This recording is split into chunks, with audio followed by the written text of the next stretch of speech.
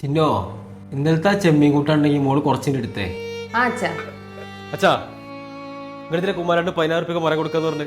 ആ മോനെ, മഴക്കാലല്ലേ, അത് തടിഞ്ഞിട്ടാ ചീഞ്ഞു പോളി, കിട്ടിയതിനോട് കൊടുക്കുക. ചെല്ലക്കാൻ നിൽക്കണ്ട നിങ്ങള്. 36 രൂപ മുതലേ 16 രൂപ കച്ചവടമാക്കി നിൽക്കണ്. കുമാരനും ഞാനും പണ്ട് മുതലേ ഒന്നിച്ച ഓക്ക് കുറെ സഹായം ചെയ്തു.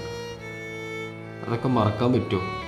ചെന്നിയാണ് തന്തക്ക് വേഷം പ്രായില്ലേ. ഇനി വീടിന്റെ മൂലക്കിരിക്കുക. കച്ചവടം ഞാൻ ചെയ്തോണ്ട് കച്ചവടം ചെയ്യാൻ നടക്കണ്. നിങ്ങൾ വല്ലാണ്ട് നാട്ടിലേക്ക് ഉണ്ടാക്കി കൊടുക്കണ്ട. ഞാൻ ഉപയോഗിക്കണ മുതല പണ്ടാറം.